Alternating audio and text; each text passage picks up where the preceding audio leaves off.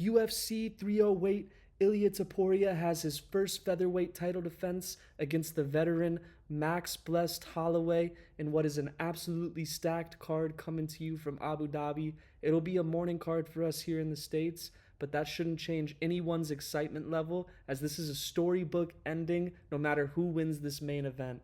We have several bangers on this card. It's my personal favorite card of the year, and I cannot wait to break this one down, guys. So before we jump into it, smash the like button, hit subscribe. We went 8-3 in the picks video last week, and I'm feeling a little heater coming on. So make sure you tune in, hit the notifications button to make sure you catch the future videos that I'm breaking down. I'm doing these every week for the preview and prediction shows, as well as some other videos that are going to be coming with that soon. But with that, let's go ahead and jump into the first fight of the night. We have a light heavyweight matchup between Ibo Aslan and Rafael Cerqueira. Cerqueira making his UFC debut with an 11-0 record from the Demo Fight organization. He's actually a Hall of Fame member of that organization as well. And he's taken on Aslan, who's coming into his second fight in the UFC after getting back his only loss on his MMA record to Turkalj. And just to be honest with you guys, I know that you see a streak of KOs when you look up Ibo Aslan, but I just haven't been impressed when he's fighting the better competition, which we haven't seen much of. Now, granted, Rafael Cerqueira is coming from a little bit of a lower tier organization as well, but Ibo Aslan, who was submitted by Turkalj back in 2020, came back out in that fight and really was getting pieced up by what I have seen from Turkalj as more of a grappler. And he's been finished by a lot of these other mid to lower level light heavyweights in the division. And I just really have not been impressed with the little bit of airtime I've seen from Ibo Aslan. Now, on the other hand, with Rafael Cerqueira, I have been impressed in the little bit of footage that I've seen. And granted, we haven't seen him on the UFC level yet.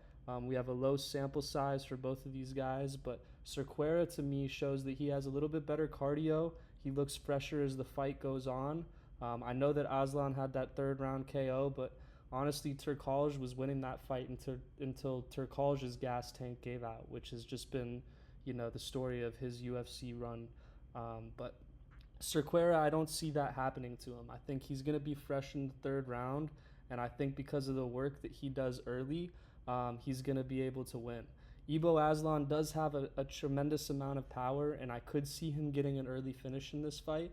But for the pick, I'm going Rafael Cerqueira, as I think that he can win anywhere. And in fact, I wouldn't be surprised to see Cerqueira get the submission, as I thought that was Aslan's biggest weakness against Turkalj, is he was just getting pieced up because he was scared that Turkalj was going to take him down and choke him out again. That being said, Cerqueira, with the quicker hands, he does have 2 submission wins on his record. I want to get a little bit better look at the prop lines before I make that an official bet, but for the pick's sake, it's going to be Rafael Cerqueira.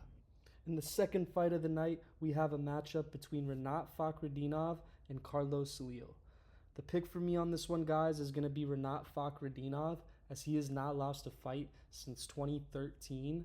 But let me just tell you, I'm not going to be betting very confidently on this one. I think this one could be a parlay killer, as the Russian did look kind of rusty in the last fight against Nicolas Dalby. Now, I know Nicolas Dalby is a tough UFC veteran that's never been finished before, and honestly was a very tough test for Fakhretdinov, and Fakhretdinov did pass it. I know it was a split decision, but to me it was a clear win for Fakhretdinov. But my only fear is Carlos Leo. Even though he is making his UFC debut in this one, he does have a tremendous amount of experience in high-level MMA, and he's only been finished one time. Now, I know he was finished by submission, which is going to be a little bit of a look that I have for this week. I want to see the prop on that for Fakhretdinov by sub. But I will say, Carlos Leo scares me in this one, guys.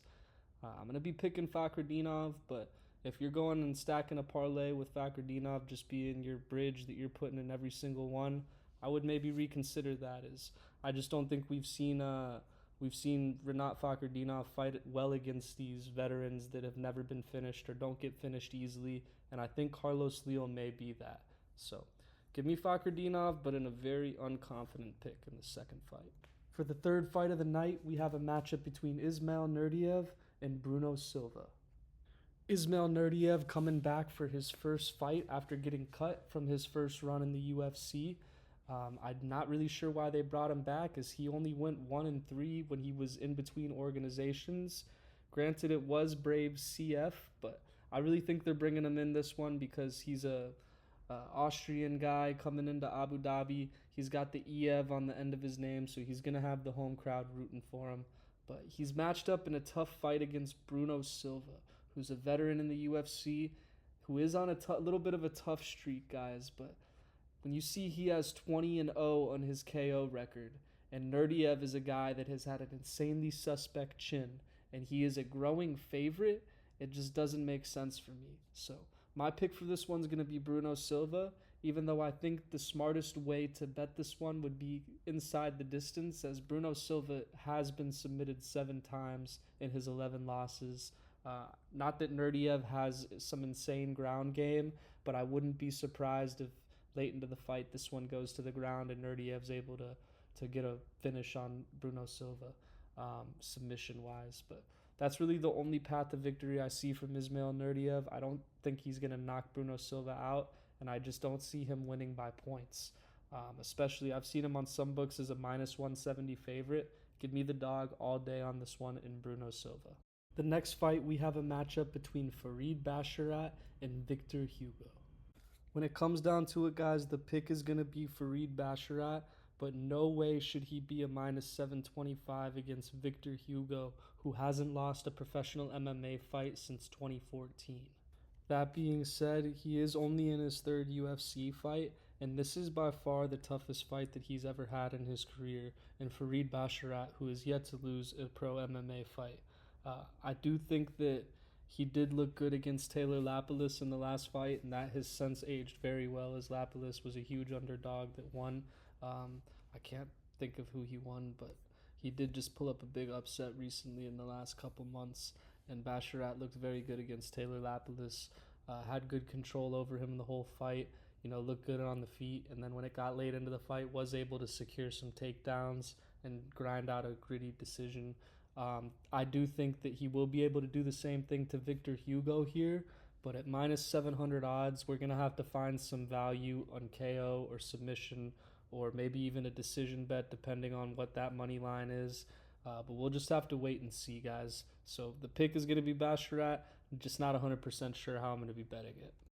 Next fight of the night, we have a matchup between Kennedy Nzechukwu and Chris Barnett. Nzechukwu coming up to heavyweight for this matchup, and what should be an interesting climb in weight for him. He is massive in size, coming in at 6'5" with the 83-inch reach. He is built like a heavyweight, so he should fit in very nice into this division.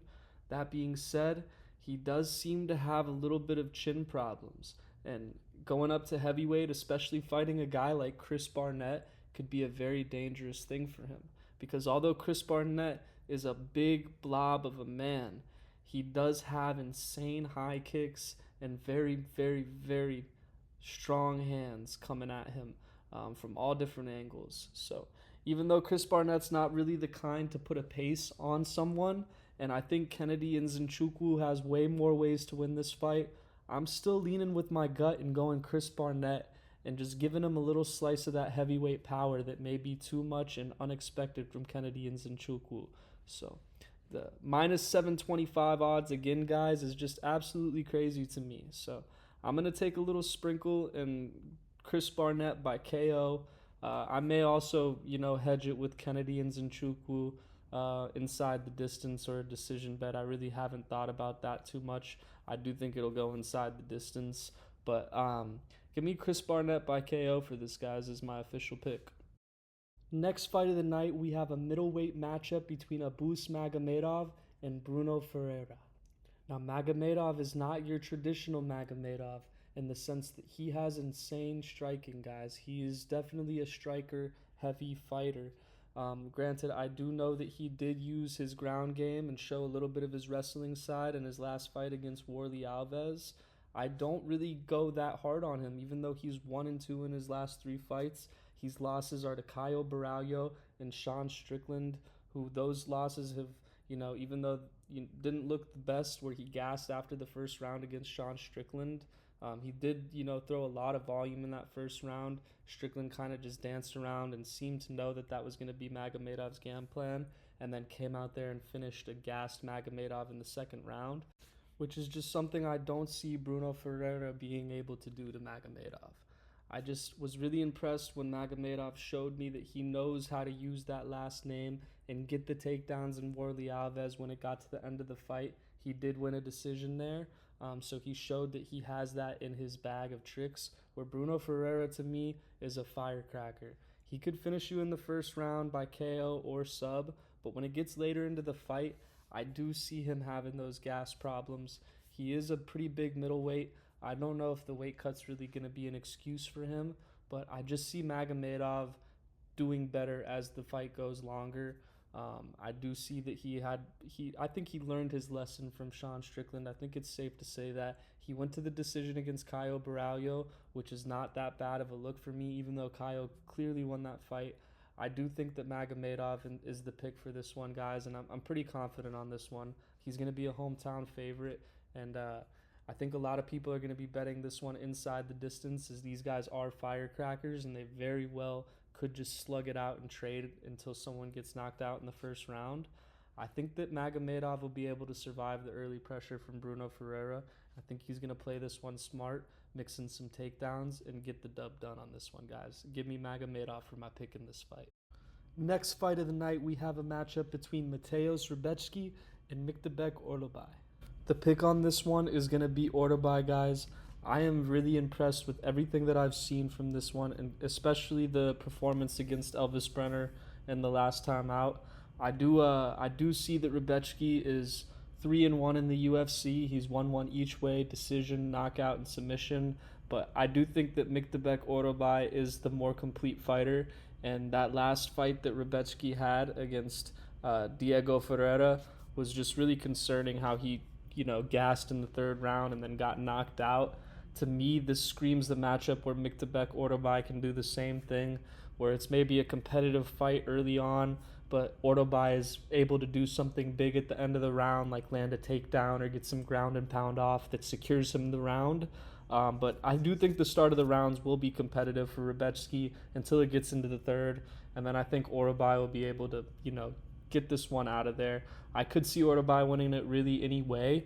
I think I'm leaning towards a late finish. I think Rebecki's good enough to get deeper into this fight, maybe an end of second round, early third round finish.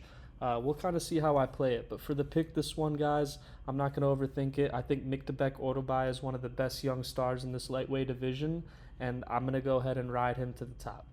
Pause. You know what I mean, guys. Miktebek Orlobai is the pick. Up next, we have the featured prelim of the card, or at least what's the featured prelim of the card at time of creation. We have a matchup between Jeff Neal and Rafael dos Anjos. I'm a big RDA fan, guys, which is why it's hard for me to say this, but I do think that this could be a potential retirement fight for RDA, as he is approaching 40 years old, and he's on a 2-fight losing streak. When his mentality, his whole career has been going for the belt and being at the top of the division, I just don't see him being one of those 10 through 15 ranked guys that's a gatekeeper for these up and comers. I think that this is his fight where he's trying to beat Jeff Neal and get back into the top part of the division, where he's a win or two away from a title shot in his head. That being said, I think Jeff Neal is going to be a real problem for Rafael dos Anjos. I think that the Gamrot decision and the Vicente Luque decision the last 2 times out for RDA is a lot of red flags. I mean, that gives a lot of red flags to me, at least. His last impressive win to me, he does have that submission over Brian Barberena, which really to me isn't the most impressive win. But he did beat Renato Moicano. Again, that was before Moicano cut down to 155. They fought at welterweight, and since Moicano's been at 155, he has been a force. So that one did age well for RDA, but I just see Jeff Neal being too well-rounded here and too good at protecting what RDA's strengths are.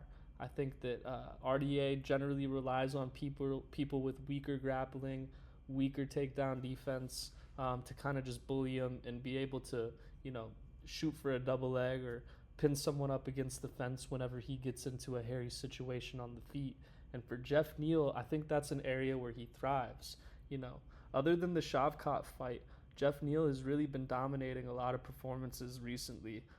He did lose the split decision to Ian Machado Gary, but that was a split decision against a guy who hasn't lost yet, and he really gave him the first tough test that Ian Machado has seen yet. Um, the one I don't really like is the decision loss to Neil Magny, as Neil Magny, since that fight, has just been on an absolute, you know, tumble to the bottom, is the lightest way I can put it. But I think with what I'm saying throughout all of this is Jeff Neal is my pick on this, guys, but the heart from RDA can never be denied. You know, he fights anyone, anytime, anywhere, and this is just another example of that. As much as I want to pick RDA here, I do think that Jeff Neal is just going to be a problem and potentially may get a nasty KO towards the end of the fight that may unfortunately retire RDA. So for the pick on this one, guys, give me Jeff Neal. That brings us to the main card. We have Shara Magomedov versus Armen Petrosyan. For this one, guys, I want so badly to fade Shara Magomedov, but he will be the pick today. I do see a huge hole in his ground and grappling game.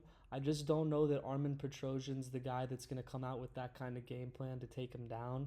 I think that he is really going to come out there and try to trade and strike with Shara and outpace him on the feet, which I don't see going well. Beside the big hole in Shara Magomedov's ground game, he does have the missing eye that I do think will eventually become a problem against upper tier opponents in this division, especially when you're fighting guys at the top like a Caio Baralho or even a guy like Jared Cannonier. Someone in that, when he gets up to that like middle of the rankings in the middleweight division, Magomedov's going to have a lot of problems. But unfortunately, I don't think Armen Petrosyan has that. Not that I'm rooting against Shara Magomedov, guys. I am just eyeing my spot to fade him because they keep making this guy a 2-1 favorite, and he really has shown no ability to sustain any sort of takedown defense late in the fight. We have never seen him, use any sort of flips or escapes on the ground. His butterfly is non-existent. He doesn't pull guard. He's just screaming for someone to mount him and ground and pound him on the ground or take his back and choke him out. Even through that beard and that tough Russian chin, I just can see it happening, guys. And I'm going to catch someone as a 2-1 underdog on him, and it's going to be a glorious day. But today is not that day. Shara Magomedov gets this one done, maybe by KO, late KO, or decision. Next fight, we have one of the ones that I am most excited for, a great matchup between Lerone Murphy and Dan the Savage 50K Ige. Dan coming off of that impressive last-minute call-up fight against Diego Lopez where he literally came in on 6 hours' notice and gave Diego arguably his toughest test to date. Now, granted, I know there was some weight cut stuff involved where Dan was able to come in at around 160 pounds and not have to cut any weight, so this isn't really listed as a featherweight performance. And then again, Diego did have to cut weight down to 145. So we may not have seen Diego at his best in that fight, but nonetheless, it is aged like fine wine as Diego Lopez is looking to be the number one title contender in the 145-pound division. I just don't see anyone else can cut in it after his performance against Brian Ortega. And just what he's continued to do to all these guys in this division that he fights. His hands are just unbelievable. He had Brian Ortega hurt in a big way early on in that fight. I really thought that he was going to get the finish. Nonetheless, I do think that Lerone Murphy is going to be a very tough matchup for Dan Ige. Lerone Murphy is not only someone that can potentially keep up on the hands with Dan Ige. Dan Ige's got really crisp boxing, but so does Lerone Murphy. They're both really good at timing their counter shots, and they're both really, really good at throwing multiple shots in a combination. The difference in this fight, I think, will be Lerone Murphy has a very good takedown game as well. I think it's a sneaky game that Dan Ige obviously is always good. He's never been finished, but we don't see a lot of times where Dan Ige is being suffocated on the ground and he's able to just, put the feet on the hips and get back to his feet to really dominate back in his boxing. Unfortunately, he does succumb to a lot of these guys that have strong ground games. And I think Lerone Murphy is going to stand and trade and look impressive on the feet with Dan Ige until he wants to take it to the ground. I don't know if it's going to be early or later, but I do think when Lerone Murphy takes this to the ground, I do fear for Dan Ige getting, his first finish. Never been finished before. He is, relatively coming on quick notice after that Diego Lopez fight. It's kind of a short turnaround.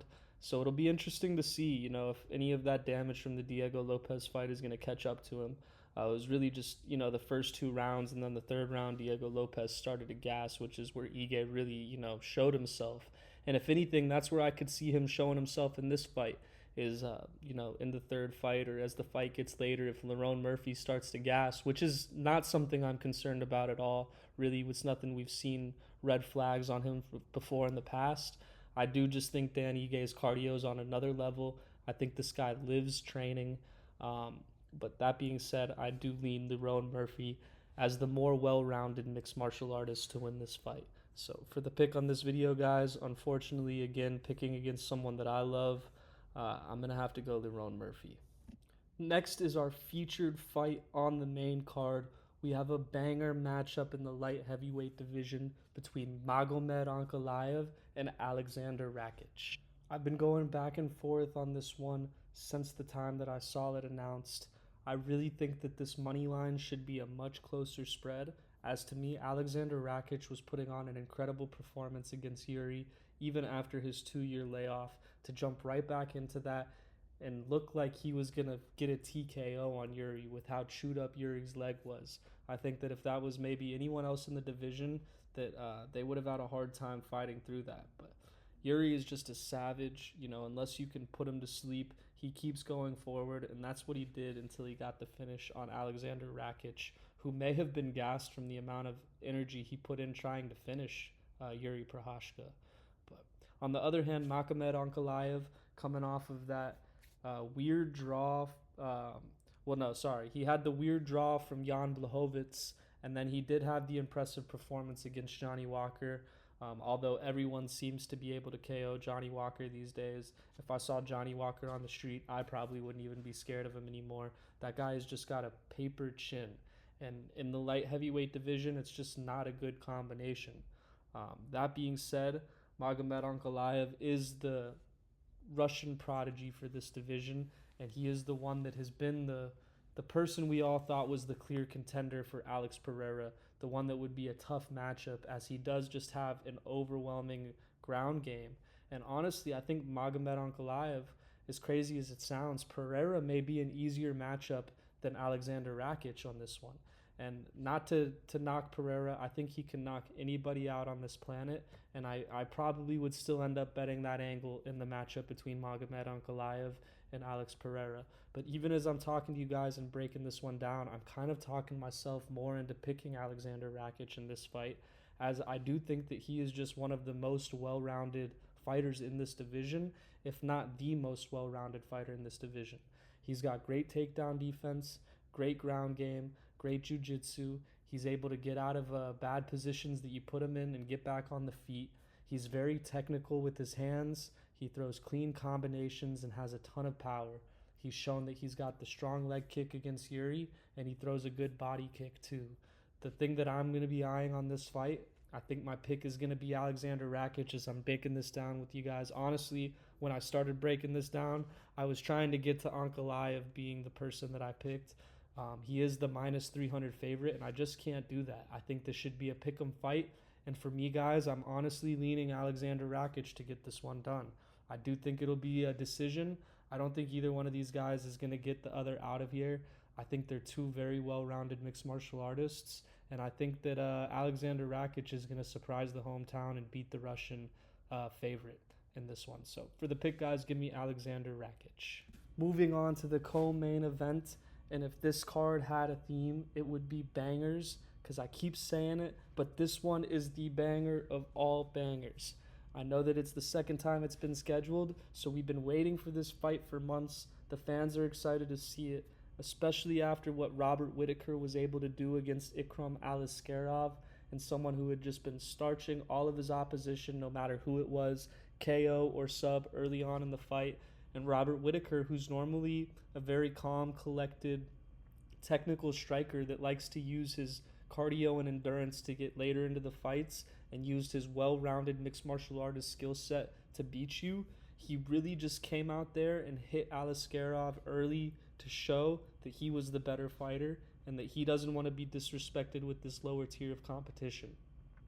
On the other hand, we have a Khamzat Chimaev, who is in what seems to be a title eliminator for the middleweight division, and we have yet to see him actually face any real middleweights. His last couple of fights at 185 were against Kevin Holland, who was supposed to be fighting someone completely different in a boxing matchup that night. Khamzat Chimaev is a very wrestle-heavy game plan, comes out and finishes Kevin Holland early in the first round. Also, Kevin Holland is normally a 170, which is just like his other fight against Kamaru Usman, another guy who's made his career at 170, steps up to fight Khamzat on short notice at 185, and really gives him a run for his money. Guys, where I really solidified my pick on this one, which if you haven't been able to tell is Robert Whitaker, is when I saw Khamzat in that third round against Kamaru Usman, and I found out that this fight is going to be a 5-round fight. That piece of information was all I needed to know to make this a max bet spot, and I have been waiting to do this, guys, for weeks now. So, without that being anything more being said, Robert Whitaker is the pick.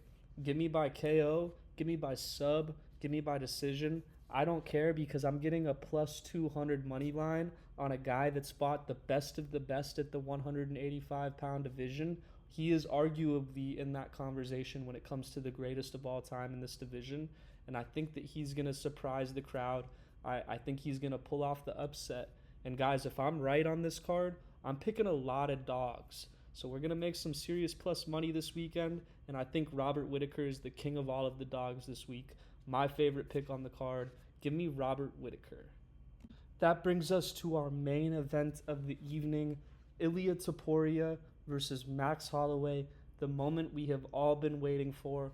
Will Max Holloway be able to step up and humble the surging force that Ilia Topuria has been? Coming off of the knockout over Alexander Volkanovski, Ilia has to feel king of the world. He's definitely the king of the featherweight division, but he is facing one of the greatest in this division in Max Holloway in what looks to be an epic striking match. That being said, I do know that Ilia Topuria has a nasty ground game. I do think that he's going to let his cockiness make him try to stand on the feet and trade with Max Holloway. Now, whether or not that's going to work out for him remains to be seen, but I will say that Ilia Topuria has very clean boxing, and even though he may not throw the amount of volume that Max Holloway throws, like 450-plus strikes against Calvin Kattar, which is just insane to say, Ilia Topuria does hold more power than Max Holloway. I do believe that. And guys, I am a Max Holloway fan. He's probably my favorite fighter on this card, maybe my favorite featherweight of all time. I just love his style. He's not a trash talker, humble family guy, but he just puts on some of the most badass fights that you'll ever see. That knockout against Justin Gaethje could have been the cherry on top of what is a highlight Hall of Fame career, but he's only 32 years old. He's still in his physical prime. Really, what's the big concern for me on Max in this one isn't even his ground game. He has great takedown defense, and even though I think Ilia Topuria is a great grappler, I just don't know that he'll be able to get Max Holloway to the ground unless it's by a knockdown of some crazy power shot, because I don't think Max Holloway's chin breaks, but I could see him getting knocked down in this fight. He's never been knocked down in the UFC before, but that's because the stat makers or stat creators missed a one on Justin Gaethje last fight. He did actually get dropped in that spot, granted at 155, and Justin Gaethje is an absolute slugger who just has insane power. Ilia Topuria is that guy as well. So I do worry about Max Holloway getting dropped and then, maybe succumbing to the ground game of Ilia Topuria. I just don't know if Ilia Topuria will be able to sub him. We'll have to see what that prop is priced at in order for me to give a real opinion. But unfortunately, guys, you know what? I'm going to sacrifice my pick. even though Ilya Topuria is the more well-rounded skill set and what should be the clear pick, I'm going Max Holloway. Just off of momentum, I can see him coming into this fight extremely confident off of the performance he put on Justin Gaethje. And guys, I think that that's a dangerous Max Holloway coming in there, especially when you weigh in the confidence and cockiness that Ilya Topuria has on that side as well, because you can't even call him confidence. He's just out of his mind calling himself the greatest featherweight of all time when he's only beaten, a handful of guys. But that being said, Max Holloway, I'm hoping teaches this guy a lesson, even though I'm kind of leaning towards Ilya Topuria. If you want my real pick, that's what it probably would be. But for the sake of the show, for the sake of my heart, and so I can go to sleep at night not hating myself, I'm going Max Holloway as the pick here on this one, guys. Give it to me by decision. I think he can out-volume Ilya Topuria, and I think that's his best way to really get the belt back, would be to just out-volume him and hope that maybe he gasses at the end of the fight, and which we haven't really seen from Topuria, but hope that he does and that you can just put him away then.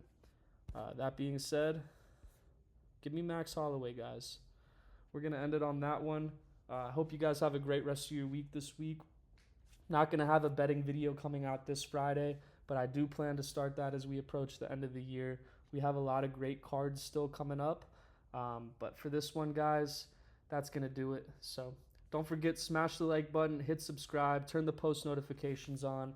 I got a lot of good content coming out. This is just the start of the channel, so I appreciate all of the support that you guys are giving, all of the love that I've received, the comments, all of it means the world to me, guys. So let me know what your favorite fight is, what you're most excited to see this weekend. UFC 308 is bound to be an absolute banger. But I'll see you guys next week. Have a good one.